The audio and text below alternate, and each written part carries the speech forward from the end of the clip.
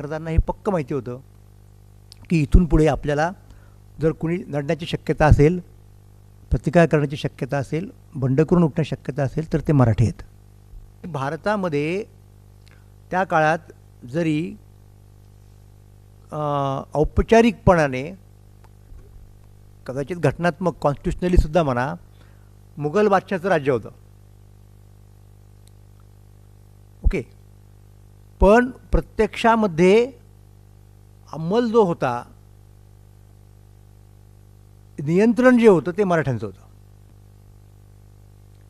मराठ्यांच्या इतिहासामध्ये आपण हे नीट पाहिलेलं नाही आहे आणि मराठ्यांनीच पाहिलेलं नाही. मराठी मूर्खासारखा इतिहास लिहितात, त्यामुळं या गोष्टीवरती जितका भर दिला गेला पाहिजे तेवढा दिला गेला जात नाही. पद होती दिल्लीमध्ये, मराठ्यांचे चेकपोस्ट होते. दिल्लीत प्रवेश करायचा झाला तर तुम्हाला मराठ्यांच्याकडनं परवाना घ्यावा लागायचा आणि बादशाला प्रतिवर्षी किती पैसे द्यायचे त्याचा मेंटेनन्स, त्यानं चांगलं राहावं, खाऊ पिऊ, कपडे लत्ते वगैरे, तर ते मराठीच ठरवायचे. आणि बादशाह दरवर्षी अर्ज करायचे की कमी पडतात म्हणून वाढून द्या. 1818 साली पेशवाई बुडाली, इथपासून आपण सुरुवात करू शकतो. आणि पेशवाई बुडाली याचा अर्थ काय झाला? पेशवाई बुडाली याचा अर्थ असा झाला की महाराष्ट्रावरती इंग्रजांचं राज्य आलं.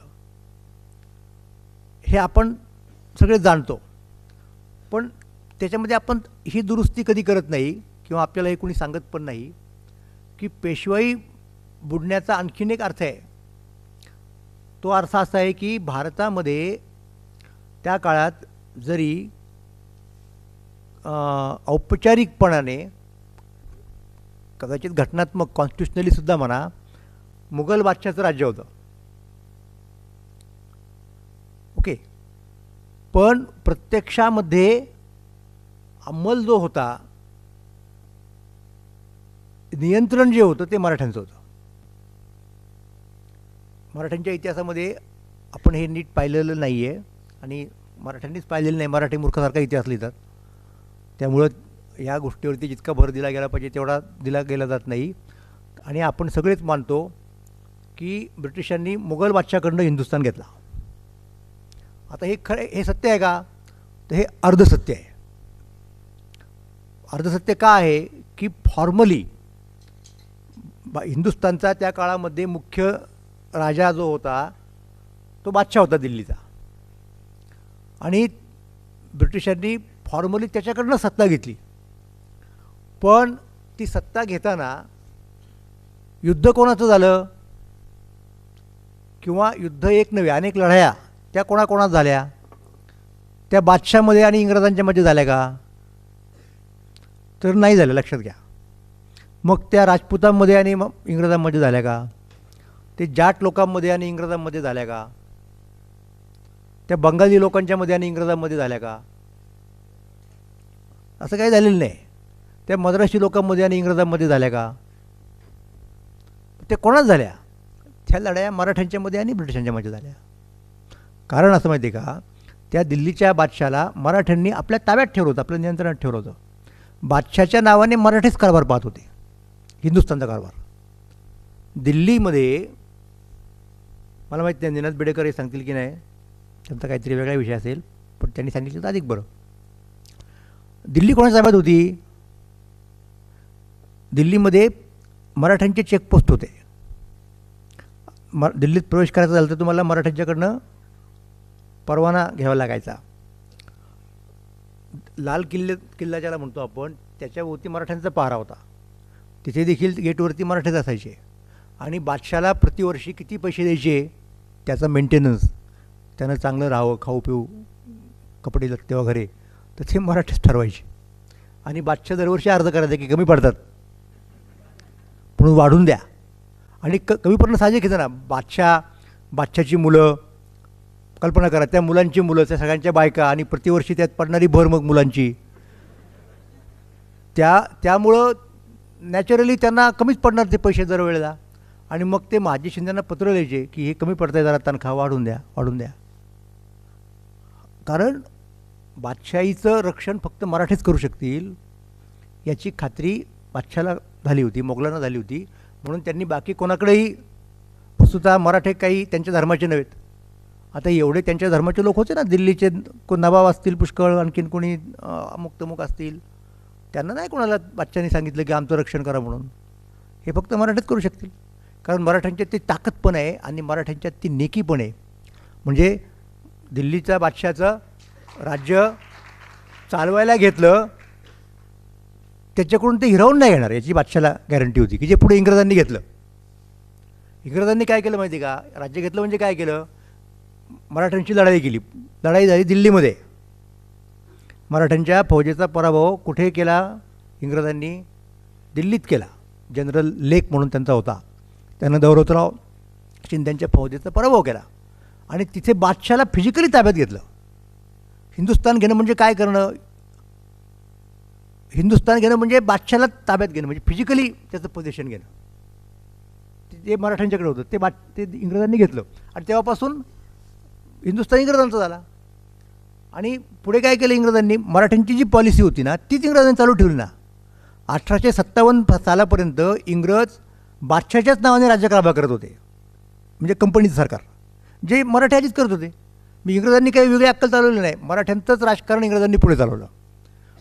इंग्रज हे मराठ्यांकडून शिकले, लक्षात घ्या मुद्दा. फक्त मराठ्यांनी ज्या चुका केल्या त्या त्यांनी टाळल्या, त्यामुळे त्याच्यात ते यशस्वी झाले पुढे. पण तो वेगळा मुद्दा आहे. मला सांगायचं काय की वैशिष्ट्य काय झालं महाराष्ट्राचं, की महाराष्ट्राने भारतावरती राज्य केलेलं आहे.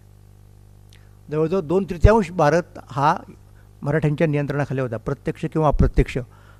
ज्यांच्यापैकी काही भागाची पुढे संस्थानं झाली. जास्तीत जास्त संस्थानं कोणाकडे होती, आपली बघा ना संस्थानं, ग्वाल्हेर, इंदूर, बडोदा, हीच संस्थानं केवढी मोठी आहे. संपूर्ण मध्य भारत मराठ्यांचा, नंतरसुद्धा संपूर्ण ओरिसा प्रांत रघोजी भोसल्यांकडे होता. नागपूरचे भोसले त्यांना म्हणतो आपण, ज्यांच्या इतिहासाची इकडे पश्चिम महाराष्ट्राला फारशी जाणीव नाही, की जे केव्हाही बंगाल जिंकू शकतील, कलकत्ता जिंकू शकतील, याची भीती होती इंग्रजांना. म्हणून इंग्रजांनी मराठे ज्या दिशेने येण्याची शक्यता आहे त्या दिशेला एक खड्डा खणला मोठा, कलकत्त्याच्या भोवती त्यांची जिथे वखार होती तिथे, आणि त्या खड्ड्याला नाव दिलं मराठा डिच. मराठा डिच म्हणजे काय, की मराठ्यांपासून संरक्षण करण्याकरता खणलेला खड्डा नाही, खंदक, असा लांबलचक खंदक असतो, की बाबा मराठे आले तर त्यांना हे ओलांडून जाता येऊ नये. तर हे सगळं भारत हा मराठ्यांनी बादशाच्याकडनं लिहून घेतला होता, की भारताचा आपण कारभार पाहणार व्यवस्थित, तुमचं रक्षण करणार बाह्य शत्रूपासून आणि अंतर्गत बंडवाळीपासून, आणि त्या मोबदल्यात आम्हाला तुमच्या महसुलातला इतका भाग मिळाला पाहिजे. हे मराठ्यांचं राजकारण पुढच्या त्या काळामध्ये होतं आणि त्यांच्याकडनं ती इंग्रजांनी हिंदुस्थान घेतला. त्यामुळं इंग्रजांना हे पक्क माहिती होतं की इथून पुढे आपल्याला जर कुणी लढण्याची शक्यता असेल, प्रतिकार करण्याची शक्यता असेल, बंड करून उठण्याची शक्यता असेल तर ते मराठी आहेत. एक वक्तव्य सांगतो की मराठा हा शब्द या ठिकाणी विशिष्ट जातीचा वाचक नसून महाराष्ट्रातल्या लोकांचा वाचक आहे. नाही तर कदाचित परत कोणाचा तरी असं व्हायला नको. त्याच्यात सगळे आले जे कुणी होते, त्यामध्ये पेशवे आले, त्याच्यामध्ये बाकीचे सगळे लोक आले. तर ही भीती होती इंग्रजांना, म्हणून इंग्रजांनी त्या पद्धतीने सगळं काय केलं. इंग्रजांनी 2 गोष्टी केल्या. इंग्रजांनी इतिहास लिहिताना मराठ्यांचं नाव शक्यतो कुठे येऊच नये, आणि आलं तर वाईट रीतीने यावं. म्हणजे काय की मराठे हे असे कोणीतरी उपरे आहेत, मराठे हे म्हणजे लुटारू आहेत, मराठ्यांना कुठल्याही प्रकारची पॉलिटिकल सैद्धांतिक भूमिका नाही, आपले उगीच इकडून तिकडून पळत सुटले, काही त्यांना हे नव्हतं. म्हणजे जसे शक आले, हून आले असं म्हणतो का नाही आपण, हुणांचं किंवा शकांचं काही होतं का राजकीय सिद्धांतन, नव्हतं. तसेच एक मराठे आपले लुटारू आहेत, अशा प्रकारची मराठ्यांची इमेज ही इंग्रजांनी तयार करण्याचा प्रयत्न केला, की जी अत्यंत चुकीची होती, पण ती इंग्रजांच्या फायद्याची होती. म्हणून मराठ्यांना अजिबात उल्लेख करायचा नाही, केलाच तर अशा पद्धतीने करायचा, आणि होता होईल तेवढं मराठ्यांचं नाव इतिहासातून बेदखल करायचं. हा इंग्रजांच्या इतिहास लेखनाचा मुख्य हे राहिलेलं आहे, ही पवित्र राहिलेलं आहे. कारण कॉन्स्टिट्युशनली बादशाकडनं घेतले, संपलं. मग त्यांच्या इतिहासाची एकच इतिहासाची मांडणी मुघल पिरियड आणि British period, Mughal India, British India, Marathi कुठे मध्ये येतात, असा त्यांचा प्रयोग त्यांनी केला की त्यांना त्यांचा इतिहाससुद्धा कळता कामा नये, इतर लोकांनाही कळता कामा नये. की हे इतके महत्त्वाचे लोक होते म्हणून. हे इतिहास लेखनाच्या बाबतीत त्यांनी केलं.